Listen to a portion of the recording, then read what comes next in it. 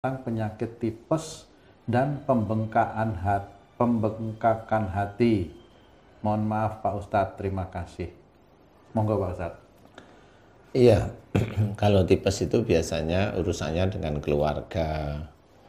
Pembengkakan hati itu ada kekakuan dan emosi, biasanya di keluarga juga.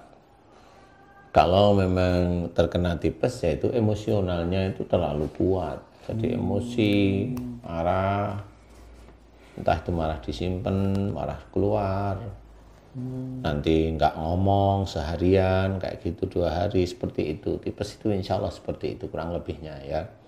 Memang diserang itu di perut atau di daerah tulang belakang bisa, jadi punggung, tergantung. Tapi tes darahnya memang keluarnya tipes, insya Allah di situ. Jadi insya Allah kalau itu di keluarga hanya persoalan yang dengan keluarga aja. Kalau ibu tersebut dengan suaminya bisa, dengan orang tua bisa, dengan mertua bisa. Maksudnya jengkel itu kan macam-macam ya, umpamanya pinjem uang sama mertua nggak dipinjemin jengkel lah, marah, gerundel, ngomel, padahal butuh gitu kan bisa aja kayak gitu. Bisa tipes yang seperti itu Pak Ustadz? Iya insya Allah bisa. Marahnya atau perilakunya itu? Ya perilakunya itu sendiri sebenarnya kan marah ya, apalagi dengan orang tua itu kan cepat sekali. Umpamanya sudah setiap hari itu jengkel, diem, kemudian suatu ketika pinjem atau melakukan sesuatu yang berhubungan dengan orang tua nggak dipinjemin atau umpamanya nggak pas, wah itu jengkel diem nggak bisa ngapa-ngapain. Nah itu bisa aja tipes, bisa aja. Dan itu nggak langsung harus terkena tipes, enggak. Itu nanti itu insidental itu dilakukan, kalau udah dilakukan nanti kena. Kemudian dia juga sering marah sama suaminya, umpamanya ya sama aja sih sebenarnya. Marah ya keluar, ya diem, ya keluar, ya diem. Kemudian kalau udah jengkel nggak ngomong lagi, nah begitu-begitu itu nanti bermasalah dengan tipes sih. Insya Allahnya seperti itu. Jadi kalau memang ingin sembuh, ya harus minta maaf kepada siapa yang sering dimarahin atau dijengkelin itu. Kemudian mohon ampun kepada Allah Ta'ala, mohon ampun kepada Allah Ta'ala. Nah, kemudian juga harus serius berubah, jangan gampang emosi. Ya, tipes itu kan sebenarnya orangnya gampang emosi walaupun diem ya.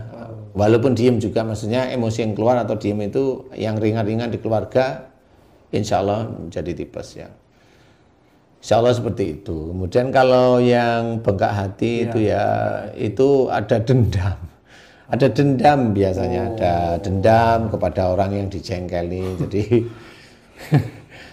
dendam gimana? Sudah marah nggak dikasih, dendam. Dendam itu ya. Bisa aja kalau mamanya dengan suami, mamanya ini kalau ibu-ibu ini jengkel kalau tiap kali minta uang bulanan nggak dikasih aja. Tapi suaminya kalau ada saudaranya minta dikasih, oh itu ya dendam beneran kalau udah itu. Ya banyak yang kasus seperti itu, akhirnya ya si suaminya itu dengan sengaja ya menjadikan keluarganya sakit-sakitan. Nah, istrinya yang pendiam tapi nggak tahunya dendam.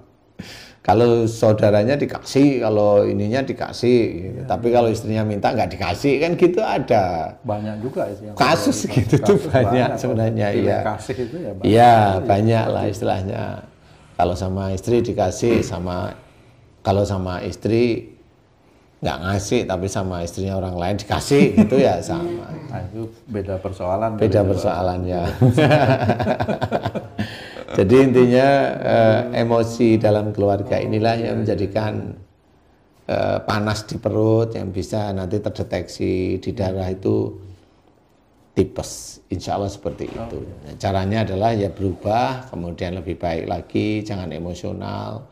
Persoalan dalam rumah tangga itu didiskusikan. Makanya di situ itu fungsi dari wasawirhum fil amri itu kelihatan bahwa musyawarah dalam segala urusan dunia itu jelas bahwa tidak bisa kita main-main bahwa musyawarah itu hanya untuk urusan negara, kelompok ini dengan negara, kelompok enggak, dalam rumah tangga juga musyawarah, orang tua dengan anak itu juga harus musyawarah.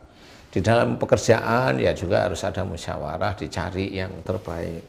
Kalau dalam keluarga ya dicari dengan syarat-syarat tidak keluar dari akidah atau syariat atau tidak keluar dari akhlak yang baik seperti itu. Itu juga musyawarah. Mudah-mudahan bisa menjadikan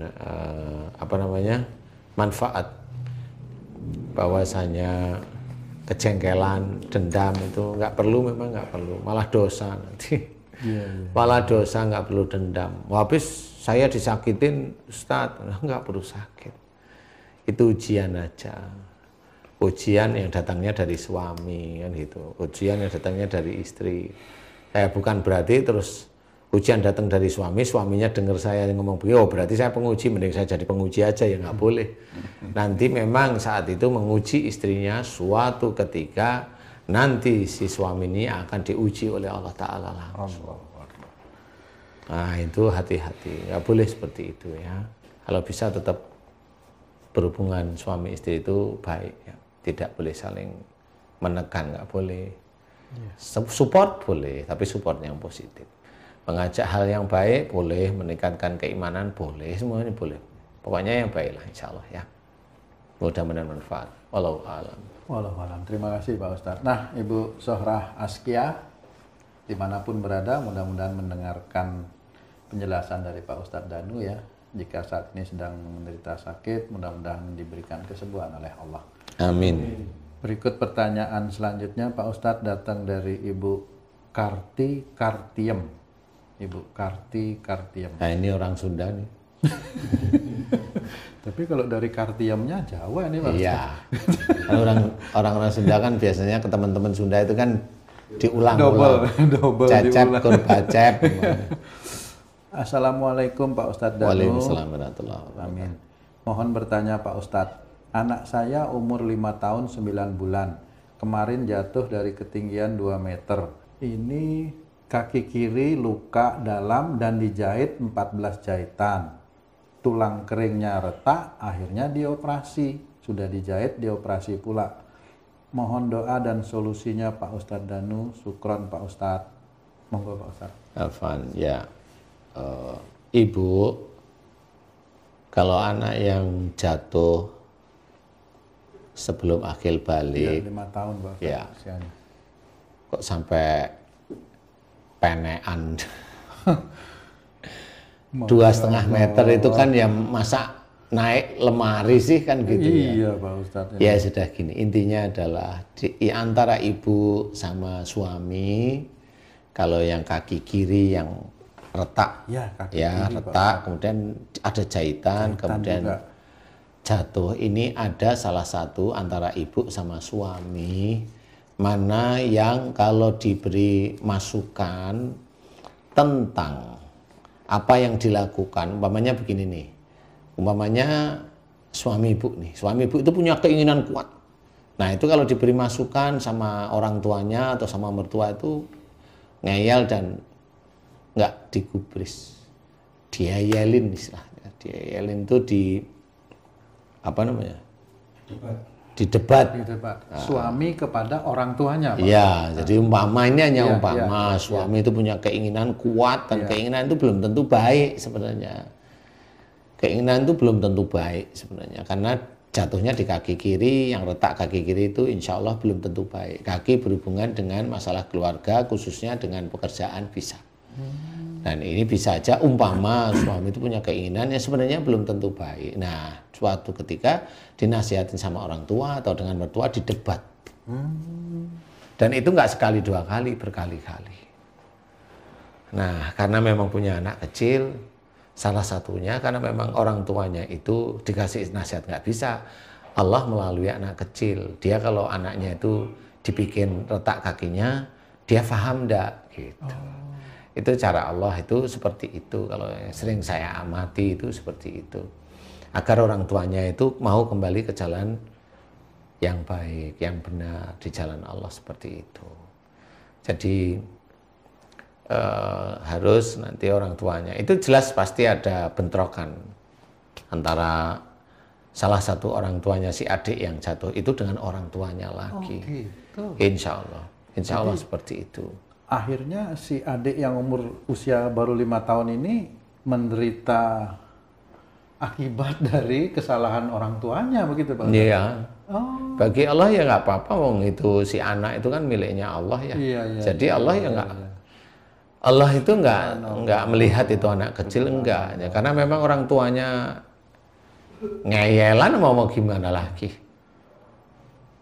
Kasihan juga ya Pak Ustadz. Ya kalau kita sebagai manusia kasihan adiknya, Iya. tapi kan manusia itu kan begitu. Kalau dia udah punya keinginan kan ngotot biasanya. Iya, iya, iya. Dan keinginannya belum tentu baik, karena di kaki kiri tadi itu kurang baik. Nah itu dikasih tahu nasihat, dinasehatin kayaknya dia ya, dan seringnya seperti itu. Iya, iya. Itu insya Allah seperti itu, insya Allah lah ya. Mohon maaf Pak Ustadz, tapi kenapa tidak langsung dikenakan kepada orang tuanya ya Pak? Nanti suatu ketika kalau orang tuanya masih delewer seperti itu ya orang tuanya kena. Allahu Akbar. Bisa aja kalau memang itu ngelawan terus, orang tuanya naik motor tabrak bis ya selesai sudah. Astagfirullahaladzim. Kalau memang hidupnya nggak manfaat gitu aja kalau Allah. Ya, ini kan hanya gambaran kalau ini peringatan dari Allah Ta'ala. Ya kadang-kadang orang tua yang dikasih tahu seperti itu, orang tuanya masa ya begitu-begitu manusia itu. Padahal itu petunjuk itu di mana-mana. Petunjuk untuk kita dari Allah Ta'ala itu di mana-mana. Masya Allah. Tunjukilah saya jalan yang lurus. Itu kan kita baca surat Al-Fatihah itu kan berdoa pada Allah Ta'ala. Setiap saat kita itu diberi jalan oleh Allah Ta'ala agar kita itu bisa lurus jalan Allah. Termasuk salah satunya adalah anak yang jatuh. Itu sebenarnya petunjuk agar orang tua itu faham. Tapi dia tidak paham, tidak melihat itu petunjuk dari Allah Ta'ala, tapi diayali lagi. Nah, ya sudah, suatu ketika nanti betul-betul terjadi. Astagfirullah. Iya, kalau ngeyel kan begitu, orang tua ngeyel dan dilawan, siapa tahu nanti.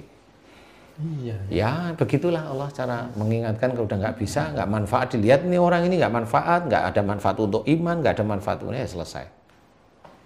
Jadi petunjuk Allah itu bisa yang mengenakan, bisa yang tidak mengenakan. Iya, semuanya petunjuk dari Allah juga, Ta'ala. Ustaz. Ya, petunjuk Allah itu seperti itu. Jadi semua hal yang ada di sekitar kita itu menjadi petunjuk agar kita itu bersyukur kepada Allah Ta'ala. Semuanya. Yang terpenting, ya. Iya, semuanya seperti itu. Kayak mamanya kita membaca Q&A mamanya. Iya. Itu ya petunjuk Allah Ta'ala melalui kita. Agar orang itu kembali ke jalan Allah Ta'ala. Itu kan petunjuk kalau dia mau cari di YouTube. Subhanallah. Kalau orang yang nggak mau, alah ngomong apa ini? Ya nggak apa-apa, nggak ada masalah.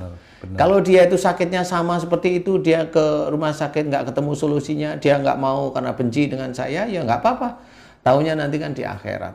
Iya, iya, iya. Setelah nanti dihisap baru sadar bahwa oh yang dia omongin benar. Karena apa? Nah ini penelitian dan ini benar-benar ini akhlak yang sebenarnya saya amati dari Rasulullah. Semua tubuh ini alat kita. Alat di mana seseorang itu nanti kalau di akhirat yang mau disiksa itu ya tubuhnya itu. Masya Allah. Nah, berarti kalau tubuhnya disiksa berarti ada kesalahan setiap saatnya di dunia. Nah, kesalahan itu belum tentu orang itu minta ampun kepada Allah Ta'ala. Karena memang selama ini jarang ada orang yang dakwah itu menceritakan tetap jengkal tubuh itu berhubungan dengan perilaku, akhlak, emosi, kemudian menyalahi ayat-ayat Quran, itu jarang yang membicarakan tentang itu. Nah, baru diizinkan oleh Allah Ta'ala memang di channel kita atau di Siraman Kolbu itu baru diungkap. Dan itulah sebenarnya akhlak Rasul yang bisa kita munculkan sehingga kita itu bisa bersikap setiap hari, setiap saat itu mirip seperti Rasul, walaupun kita tidak sesempurna Rasul itu seperti itu. Ya, kita boleh dan dianjurkan untuk bersalawat atas Nabi, tetapi kita juga harus mencontoh perilaku, akhlak, perbuatan Nabi itu betul-betul setiap saat dengan orang lain. Di luar apa yang dikerjakan, berdagang, atau dakwah atau yang lain-lain di luar itu. Dakwah pun dengan kata-kata yang halus. Tidak boleh dakwah itu dengan kata-kata yang kasar. Iya, betul. Ya, makanya salah satu ayatnya diceritakan lindalahum walakum tafadhon qalidal qalbi lang fadu min hauli. Lemah lembutlah kamu kepada mereka jika kamu bersikap kasar, berhati keras, maka mereka akan menjauh di sekitarmu. Ini ayat-ayat salah satunya untuk dakwah. Jadi jelas harus tahu. Jadi selain asbabun nuzul ayat ini untuk apa kita juga bisa terapkan sehari-hari. Tidak bisa kita semaunya sendiri. Kita orang Muslim merasa agama kita benar, akhirnya kita ngomongnya ngawur, ya nggak boleh juga. Kita harus tetap ada sopan, ada santun, ada adab. Kita berdakwah disuruh lemah lembut, yang mencatat itu Allah, bukan kebenaran. Kalau kita Islam, enggak. Kita sendiri dicatat oleh Allah melalui malaikat-malaikat. Entah itu raqib atid, entah itu kariman katibin. Nah, itu yang harus kita fahami. Jadi setiap kali kita mau bicara, kita harus ingat ada para malaikat di sekitar kita. Bicara kita mau apa? Mau ngawur, yang para malaikat mencatat dan disampaikan pada Allah Ta'ala. Mau merasa agama kita itu paling benar, ya itu nanti akan dinilai oleh Allah Ta'ala. Kesombongan itu dilarang oleh Allah Ta'ala. Kita hanya menjalankan saja. Jadi janganlah sombong. Seperti itu. Mudah-mudahan manfaatlah, insya Allah. Wallahu a'lam. Wallahu a'lam. Terima kasih Pak Ustadz. Untuk Ibu atau Bapak Karti Kartiem dimanapun berada. Ibu itu kalau yem mah ibu. Oh Ibu ya Pak Ustadz. Kalau Bapak Karti Kartono.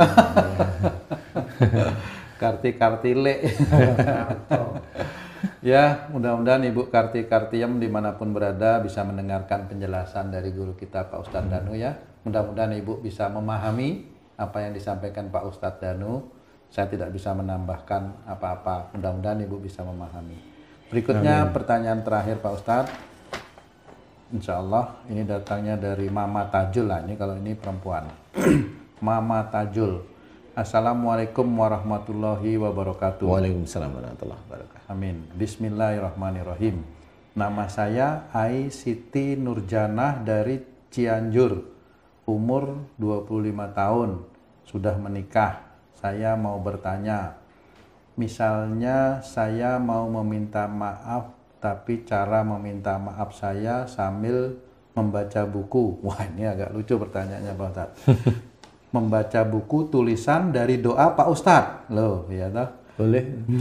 Menurut Pak Ustadz bagaimana? Apakah cara meminta maaf saya diterima atau kurang afdol? Karena sambil membaca tulisan buku, cara doa meminta maaf kepada orang tua dari Pak Ustadz. Mohon pencerahannya Pak Ustadz. Terima kasih. Mbak Ai, ya betul ya Mbak Ai ya? Iya, dari Cianjur. Ini Mbak Ai dari Cianjur. Sebenarnya nggak apa-apa, tapi diapalin dulu deh ya.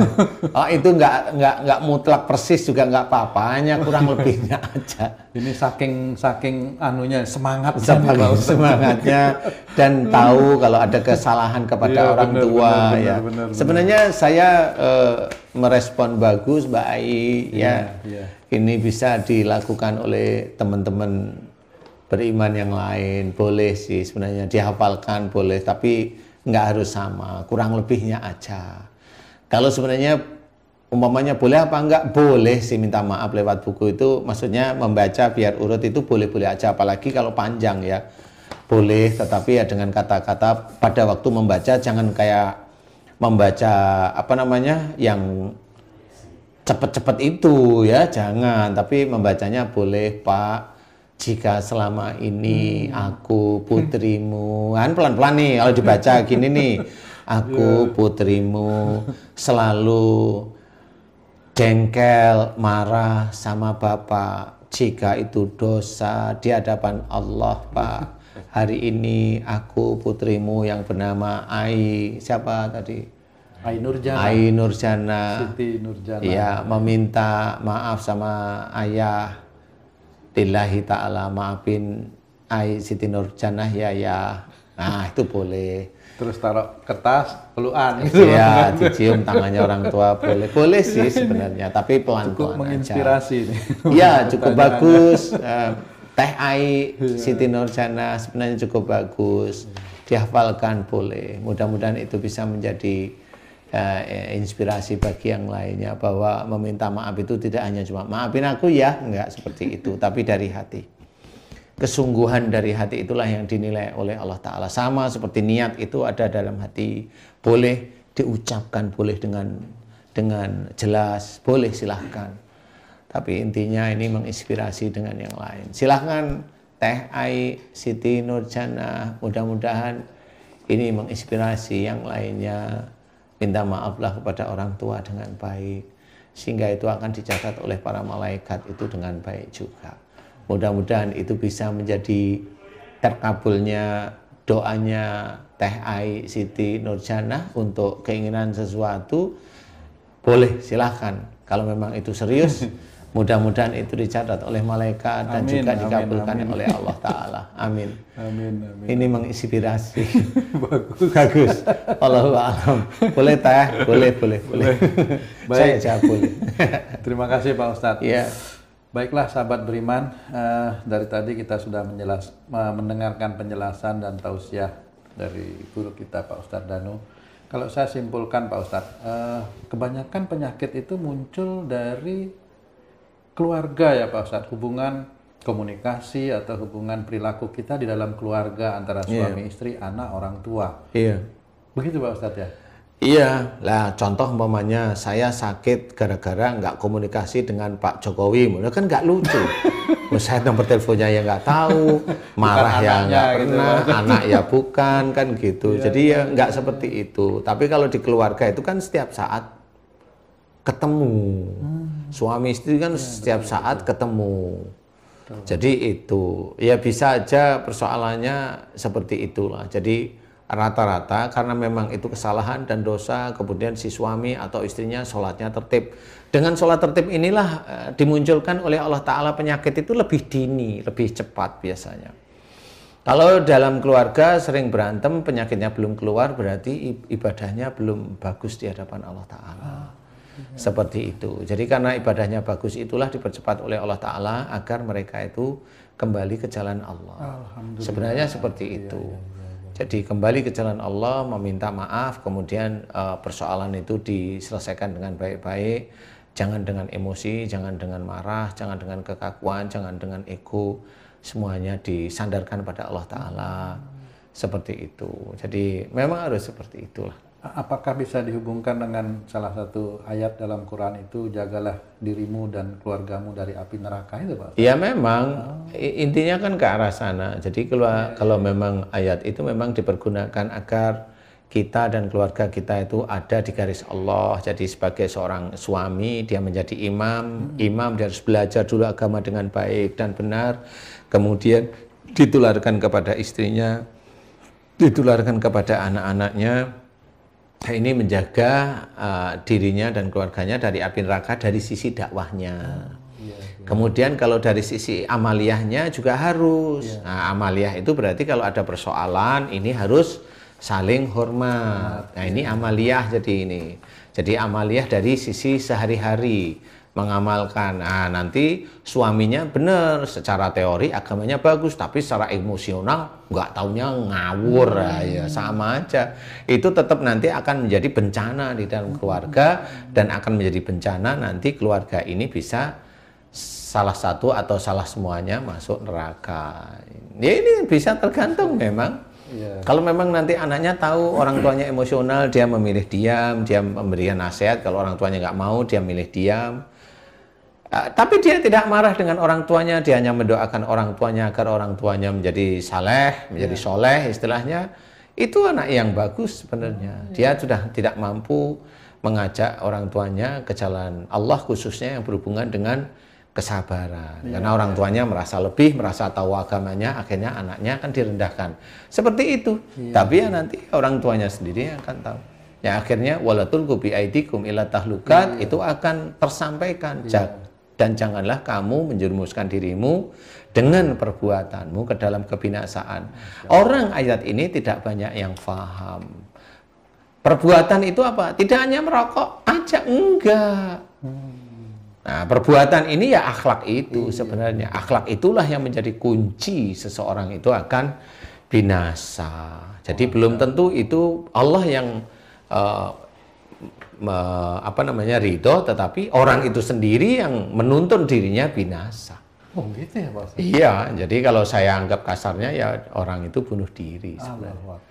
Ya sama seperti ini pisau, itu tahu kalau pisau itu kena sakit ya dia dengan sengaja itu begini terus ya menghujamkan pisau, ya lama-lama mati. Masya Allah. Jadi akhlak yang tidak baik itu seperti itu. Jadi tidak bisa untuk main-main, makanya memang betul ada salah satu rahasia menurut saya yang belum terkuakkan, yaitu Kenapa Rasulullah itu dilahirkan di muka bumi? Yaitu untuk menyempurnakan akhlak. Nah, nggak taunya memang akhlak itu dari Rasul itu berhubungan dengan Quran, di mana di sini diceritakan banyak sekali tentang tidak boleh yang melanggar, ya memang ada hubungannya dengan penyakit yang selama ini memang belum pernah tertemukan. Nah, mudah-mudahan dengan adanya acara kita ini bisa membuka hati saudara-saudara kita, fahami bahwa akhlak Rasul itu harus kita contoh. Amin, insya Allah. Dari mulai yang kecil hingga yang besar. Jadi tidak hanya cuma mencontoh yang beliau pakai saja, tetapi betul-betul akhlaknya dicontoh yang baik.